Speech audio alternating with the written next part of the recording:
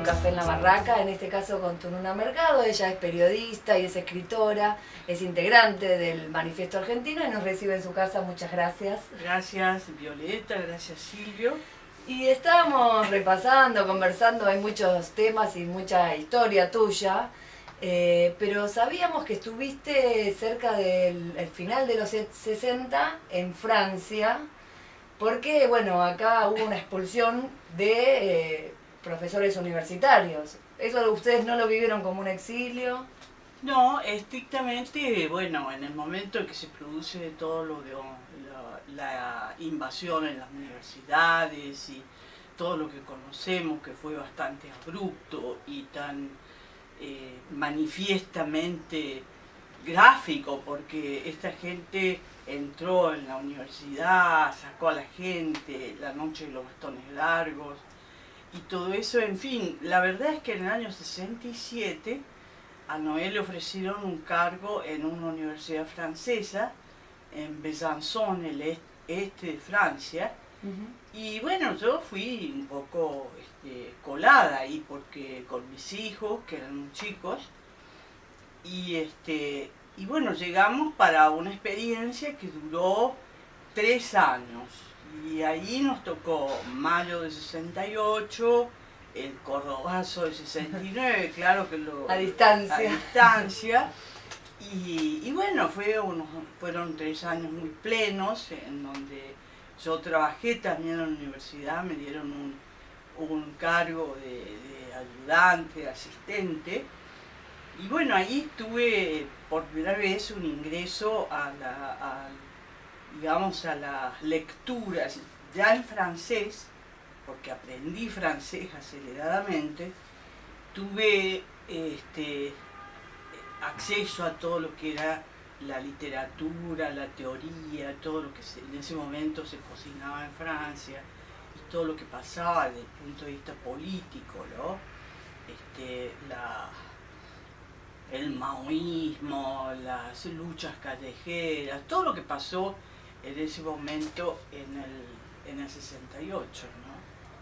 Yo hacía 1 año que había llegado a Francia cuando esto se produjo, o sea que esto me dio tiempo para estudiar la lengua, claro. Mis hijos también inscribirse en las escuelas, y después fue un tiempo muy itinerante porque viajamos por Italia, por España, en fin, hacíamos una vida de si se quiere, de estudiantes jóvenes, nómades, en un auto que habíamos comprado con mis hijos. Fue una experiencia riquísima, un contacto con todo lo que había sido en Francia, la llegada de los republicanos españoles después de la guerra.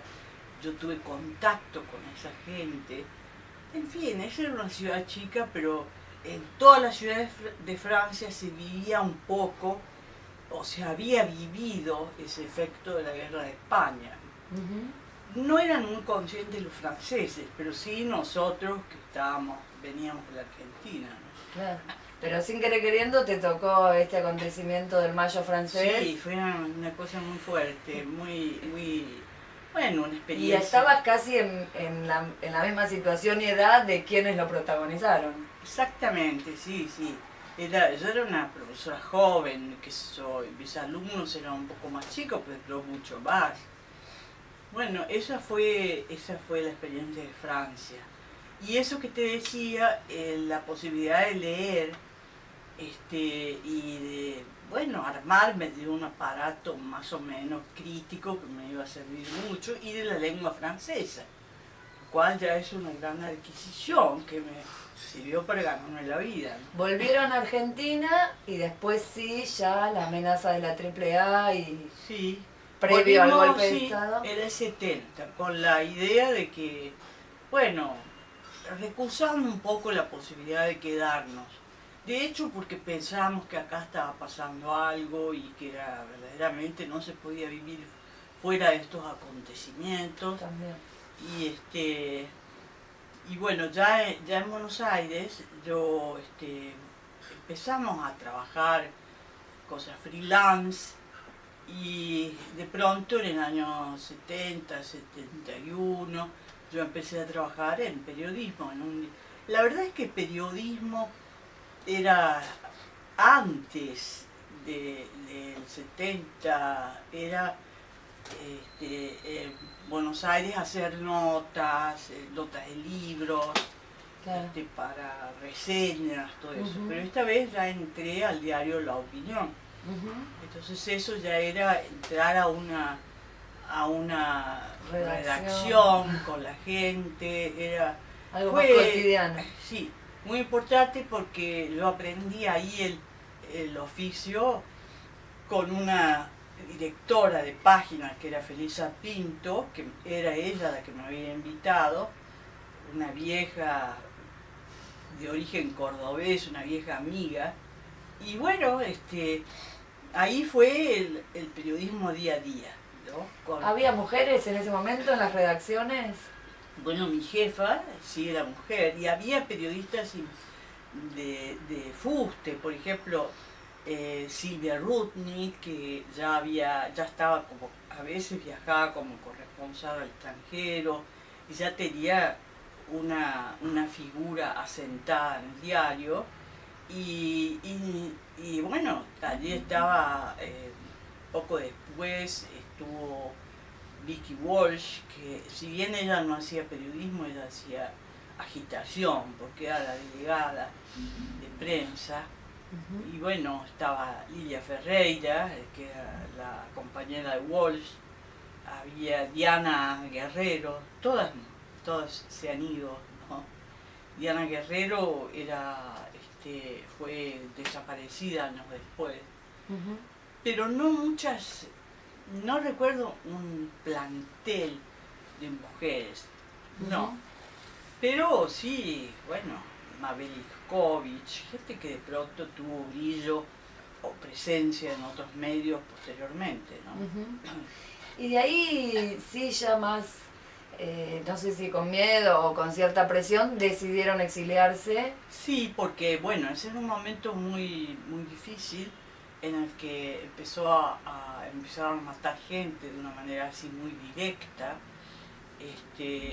Uno de las víctimas fue Alfredo Curuchet, que había sido mi compañero en Córdoba, abogado defensor de presos, y con un compromiso político muy grande. A él lo mataron, después lo mataron a Ortega Peña, mataron a Silvio Frondizi, y bueno, ese fue un cuadro de situación que de pronto, como hubo un allanamiento en mi casa, amenazas, entonces eso llevó a que en un determinado momento se planteara, porque hubo, así como en la dictadura de Onganía había surgido esa propuesta de un cargo, aquí surgió la propuesta de un cargo en México, en el Colegio de México. Entonces, sí, Noé se fue a México y nosotros quedamos esperando para que los chicos terminaran las clases, pero se precipitó todo y nos fuimos antes. Eso fue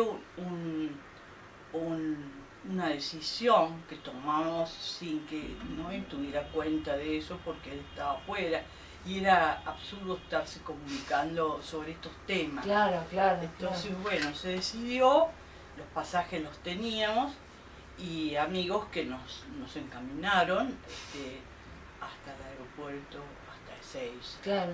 En ese mismo vuelo viajaban Manuel Sadowski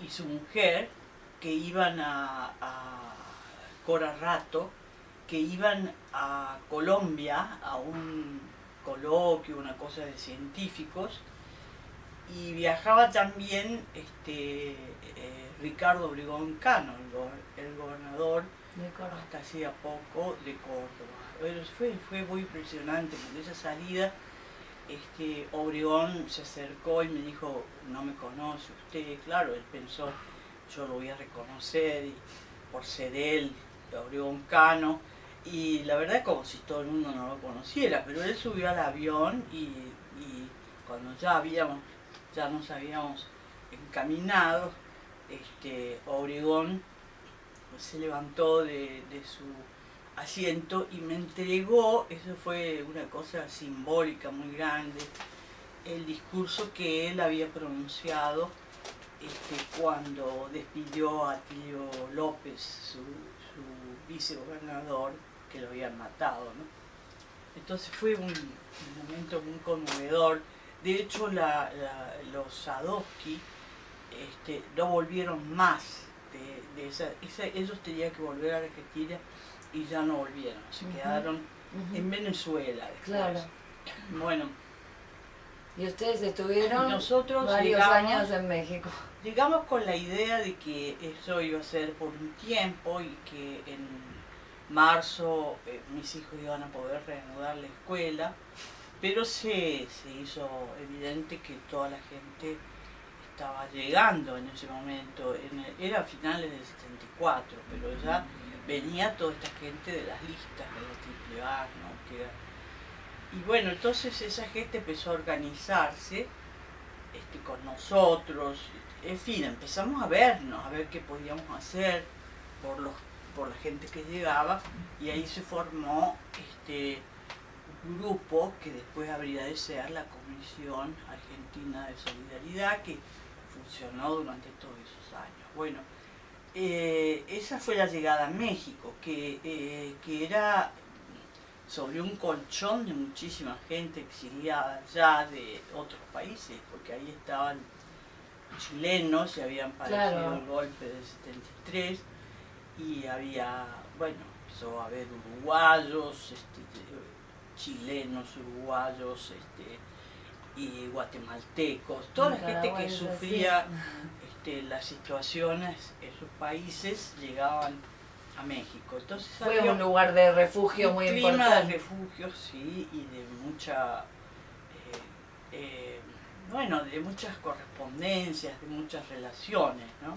En México es importante habrá muchas cosas, pero nos interesa contar tu participación pionera de las primeras revistas feministas que se fundó y tuve circuló. Suerte que ese año del 75 fue el primer año internacional de la mujer, entonces hubo un clima, ¿no? En el que yo, desperté a una situación, porque aquí en Argentina no existía un movimiento así masivo de mujeres que venían de otros países y de México mismo. Y bueno, asistí a esas especies de encuentros que había, aparte del encuentro principal que era del año internacional, había encuentros paralelos, y bueno, en ese momento hice contacto con el movimiento feminista mexicano y bueno, no demasiado, pero tiempo después, como yo era periodista y estaba trabajando en un medio ya, entonces una amiga que tenía una vinculación amistosa pensó, me habló para ver si yo quería entrar a la revista FEM. FEM sí era el primer medio que surgió en México, así específicamente para dedicado a fortalecer el movimiento feminista en México. Entonces lo formaba un grupo de mujeres ligadas a la antropología social, al mundo a la sociología, a la literatura. Entonces crearon ese medio que, hasta que yo me vine en el 80, poco después me vine, pero hasta ese momento esa revista persistió y persistió. Después creo que poco a poco se fue extinguiendo, ¿no?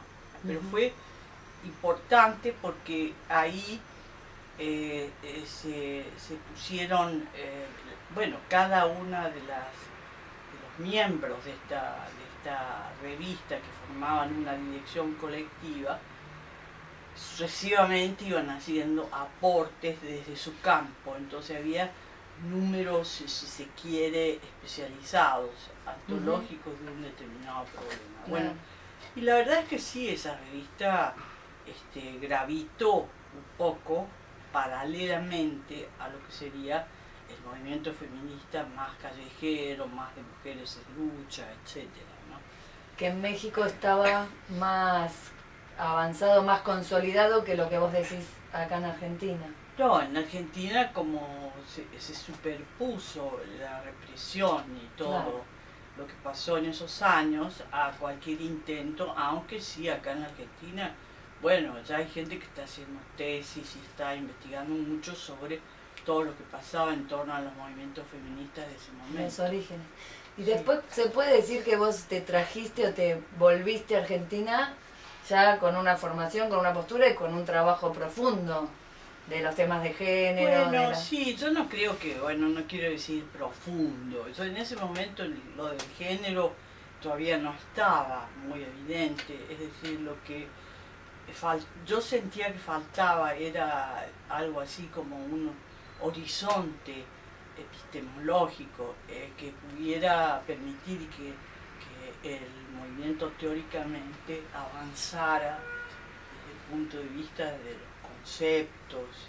Y esa tarea la fueron haciendo las francesas, las norteamericanas, las mexicanas. Si yo no tuve que ver en ese universo teórico, yo ahora me considero a la distancia que pude haber hecho un aporte porque sabía corregir, sabía escribir, sabía, en fin, lo que hace una periodista, ¿no? Pero Y te embebiste de todo sí, eso. claro que sí, sí. Pero cuando yo regresé acá, estuve atravesada por otras cuestiones. Es decir, el regreso no es de un día para el otro, es muy difícil, ¿no? Sí. Entonces, bueno, en ese reacomodamiento, yo no estuve cerca de lo que estaba pasando en el feminismo.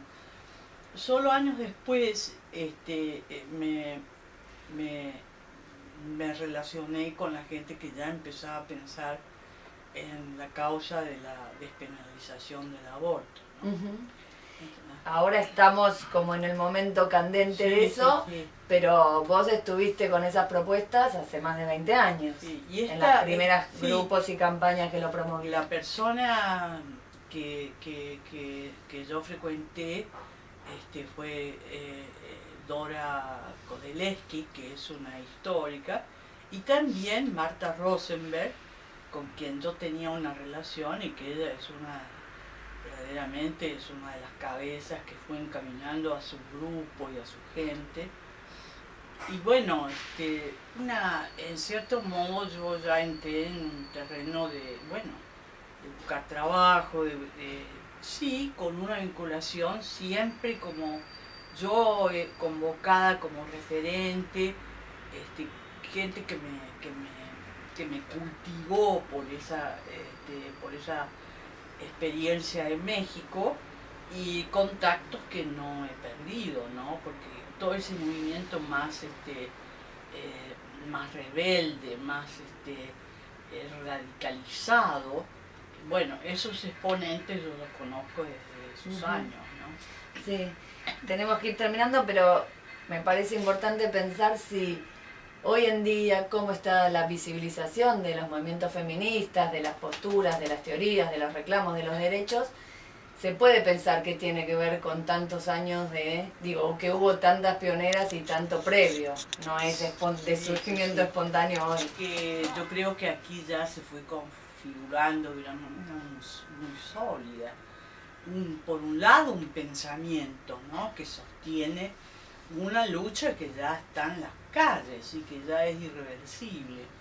A mí me parece que esta situación de la Argentina es verdaderamente ejemplar en relación a lo que pasa en otros países de América Latina. Es decir, hay una presencia y una conciencia colectiva muy fuerte que yo creo que bueno, ya vemos que esa conciencia ha llevado a que haya un cuerpo que enfrenta con mucha fuerza a los aparatos del Estado, de la justicia, y bueno, las tenemos a las chicas metidas, a las mujeres metidas en el Congreso discutiendo y peleando por sus derechos. Yo creo que van a tener que realmente hacer la vista gorda de una manera muy ciega para no entender lo que está pasando en el movimiento de las mujeres. Estamos en un momento... Sí, en un momento muy importante en el que yo tengo mucha expectativa de que esto va a ser una lucha que vamos a ir ganando día a día. Bueno, muchas gracias. Gracias.